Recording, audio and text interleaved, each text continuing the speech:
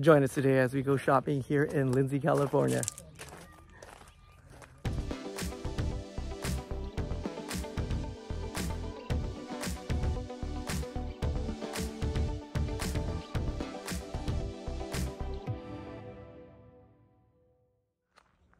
Alrighty, so we're here on a club expedition out at Clark's in the winter time here.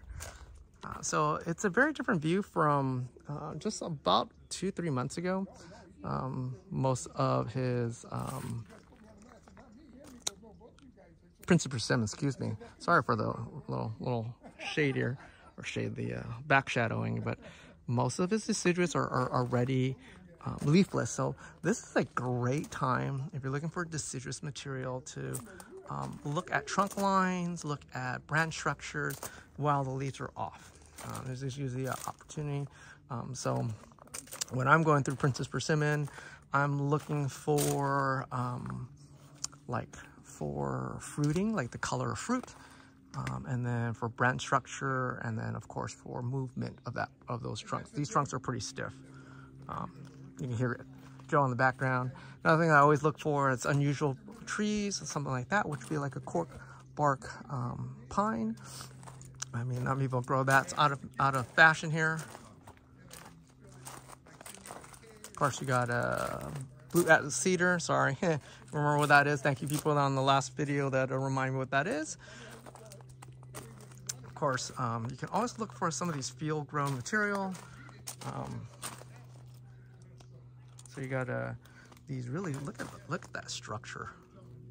Okay, that's a price. So it's Itagawa. These are all field-grown material. So if, you know, you're looking for something, I might pick up something like that this time around. This is that tri-leaf, tri-color willow. I think I might try that as an accent.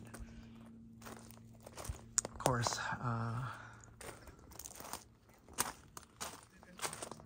these are lindens, huh? Never knew what these trees were. Apparently he has a whole bunch. These big leaf, are they considered big leaf lindens? Never see that. Again, they're you can hear from the background, they're calling for Ed left and right. There's some Japanese beech, so it's really nice to grow those out. That's a nice bush by itself. All right, so you're looking for smaller stuff. Ed still has some smaller stuff. I mean, it's really thinning out pretty quick here. Here is a Kotehime. This is like the trees I have. Really cool branch structure. I mean, it's like you almost throw in a pot there, trim a really tight canopy, and just, you're off and running. And still got some bigger material. This is where, in one of the videos that Ryan did on tridents over rock, this is where it really came from. So just a heads up, you never knew. It's kind of funny story that these basalts that Ed found for these tridents were not too far from my source also. So we were comparing location and source. We're about maybe a quarter mile from each other where our source comes from. So maybe another video, I'll probably show you where I get my source from these stones that you go root over rock from.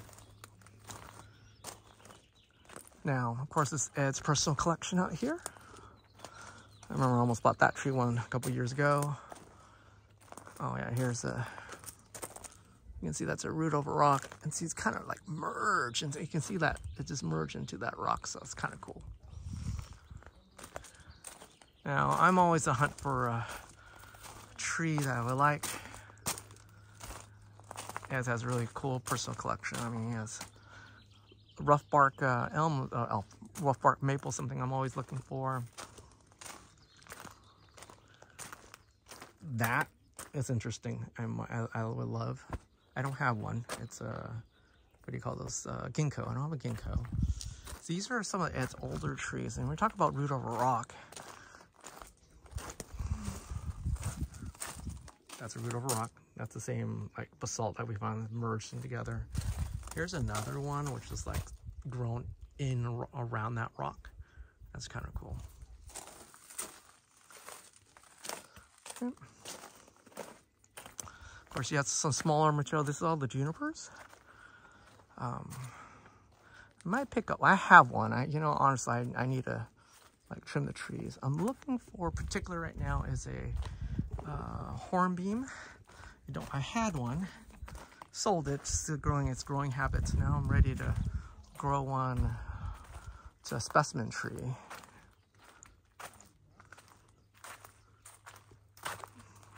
And that'd be kind of cool.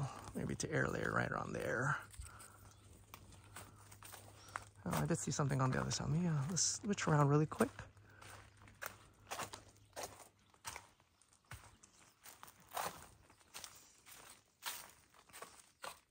That's kind of cool. Nice triple trunk. It looks like that's an elm. Don't need an elm. That's a hornbeam. Hornbeams are just stripping leaves. You can see the trunk line. Let's see if we can find more. Oh. See, people are shopping. Look at these people shop. Yes, you're gonna have to buy. Remember. Would you? What are you buying, Kelly? Look, Kelly's hiding her face here. She's enabling me. You're not enabling, okay? You have the opportunity. You're not going to come back up probably for a while. It's a great opportunity to go buy. That's what I'm telling her. See, they're buying. See, they're buying. Hurry, buy! Of course, Ed has some of these old. These are is one of the first, second batches of pines. Not into that, but if you're into it, he has plenty. What's best part about coming again in winter shopping, when all the leaves have dropped, is really can see the structure really quick. So a couple months ago, we took the same video, same pathway here, much different. So this time you can really come in and see the structure. Before it was these giant canopies, you can't really see it. Now you really have that opportunity to kind of see it. Like, for example, check out this Kotehime out. So Kotehime is a small leaf Japanese maple. Check that trunk. Look, I mean, you would not be able to see that. I mean, I would cut that one right there, and they kind of expose that structure. I mean, that's no price on these things. Those are dangerous. Oh, someone picked the one I picked. I actually marked the one right there. Someone took that one. That was a good buy on that one. I'll show you some fun stuff.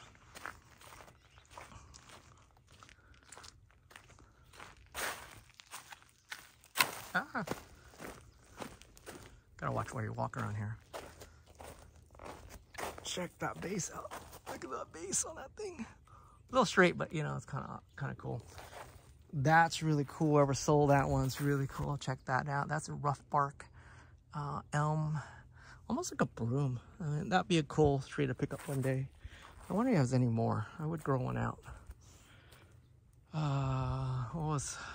So this was kind of interesting. I never seen this technique before, and that's something you kind of go to growers, see how they're growing it. So Ed, or whoever he's helping out, these are Kotehime. They're like saplings, maybe second year, third year grow. But he's putting these sticks in, bamboo sticks in, to make sure they actually grow up. Because Kotehime, Koihime, they like to fan out. So this is one technique to force them to have that vertical growth. I mean, without wiring. I mean, it's just simple and easy. What is new are all these tridents. I don't remember these. So if you remember watching these videos and seeing these tridents, like all those, I don't remember those being there.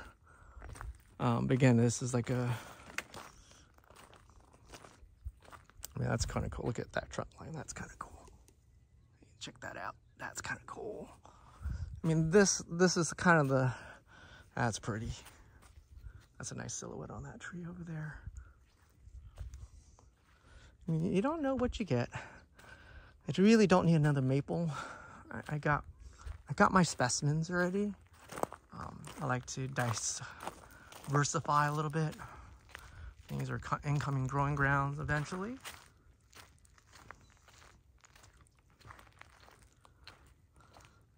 Again, out of all these maples, trident maples, that one's pretty. That's a nice fat base. Needs a new leader. Got to cut that new leader off. That one's sold already. Sold.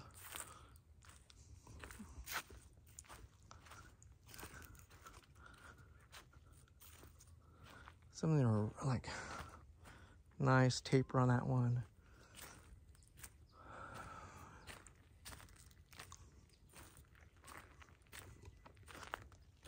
You know, it'll be interesting is you're looking for a Shohin crepe myrtle. You actually have some crepe myrtles in the ground. I didn't like think of seeing one. That one has really great movement. You know what? I should update the video from our last trident maple. There's a elm triple trunk. Here's my lovely beetyberry. We're gonna cut that hard back again, see how that develops. Looks like this branch is strong. It's still surviving. That looks like it died right there. Well, continue to grow out and see what happens. Apparently they're a very popular like shrub in the East Coast.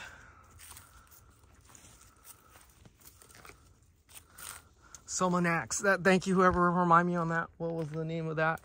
I would love that tree one day in my collection. Never know that's gonna happen. You can barely see it, but that's pretty awesome. Solmonax. I think I just got to get it when they're young and wire them out how I want it. You got some bigger Kiyohimes back here. If you're looking for one, I still haven't found his dwarf. Not his dwarf. His Don Redwood. I want to see how that's coming along. Okay, if you're looking for trident, plenty of trident. Here's my, you know, you want a giant Japanese maple? There's your giant Japanese maple. I always wonder how one would, you know, it has some vole damage because they kind of eat the bottom of the roots. But I'm gonna ask Ed, how much for this tree? Just this, I don't know. How much do you think that would go for? You're not gonna find a trunk like that again. Here's another one. I think the other one's better. That one's better. I'll ask. Just for, I'll do off camera. You guys can ask Ed, you know, the cost of that one. Check out, I didn't see these last time, but look how fat this thing is. Oh my God, that's just killer. That's just absolutely killer.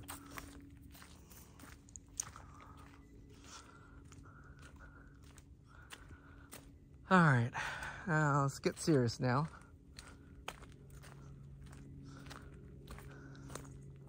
There is one, he has some Korean hornbeams here. Or some type of hornbeam, I'm not sure what these are, but they're in the ground. That one's kind of cool, has some really cool movement. Too bad the branch is there. So with these guys, they don't grow, with hornbeams, they don't grow like seriously like tridents. They put on like good mass really quick. I think this guy looks pretty cool. I'm not sure. And you know, finding these giant hornbeams are hard to come by. They're not a dime a dozen. I wouldn't mind a, going back to, you know, what's his name? John, Mr. Kim's nursery out in Phelan to collect some.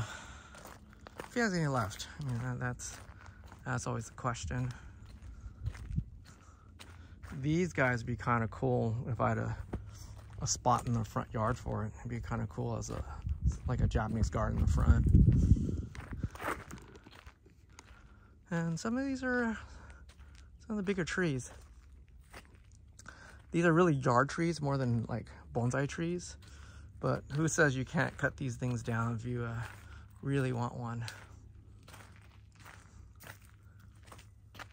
I mean, you know, they do so well.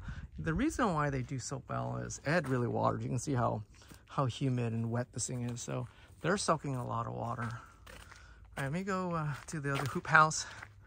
Call it a day. All right, here's the other hoop house. Mostly black pines.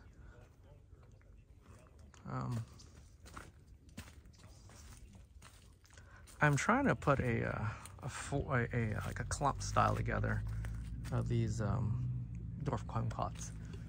Again, it's for my enjoyment because no one else can see it because of a FDA ban of citrus in between counter lines. But you know, it's all good and happy. Here are some, I think these are Japanese hornbeams. If anybody know the difference between a Japanese hornbeam and a Korean hornbeam, put that in the comments. I'd love to hear about it because I'm ignorant. So, I mean, check. That's kind of cool. Seriously, I mean, someone put the work and time in it. 180 is not bad. Seriously, that's not bad for a price. But what do I know? What do I know? Look how big these leaves are. Jeez, ginormous leaves. I don't know what that is. Still don't know what those is.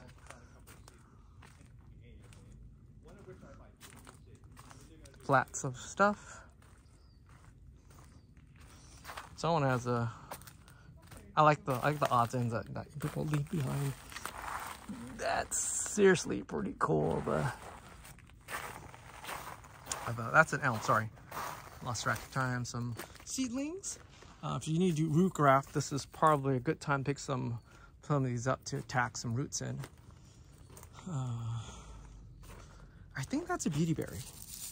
I seriously think that's a beautyberry. Now it's that cut. I'm gonna pick up one of these today. That's one of my goals. And I'm just gonna grow it like a short broom. I'm gonna cut it really short and then leave it in a pot. So I think that looks pretty. I think that might be it.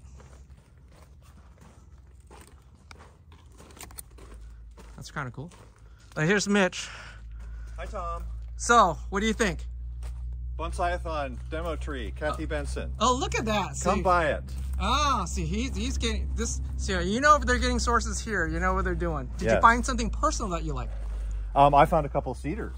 Oh, look, see. Yes, cedars. See, I told you. And I gotta find a demo tree for me now. Ah, so Mitch is one of the demo persons or people for Bonsai-a-thon. This I think should be the end of February if you're still watching at this point.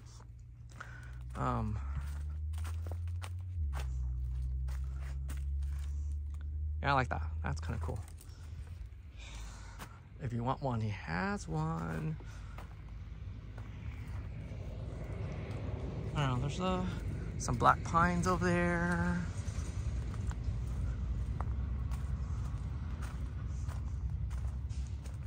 Yeah, there you go. Some blue atlas cedar. You know, I should pick one up one day. I just, yeah, sorry. Not my cup of tea. I'm looking for, you know, I'm looking for a black pine that I can just like call my own. Just, they don't call me out yet. There's some black pines, but look how healthy these black pines. They're old because you can see they had the plated bark already. Huh. Ooh, some trees hiding back here. They look like, I have no idea what that is. I'm not gonna call it. Let me turn the camera around. Give me a second.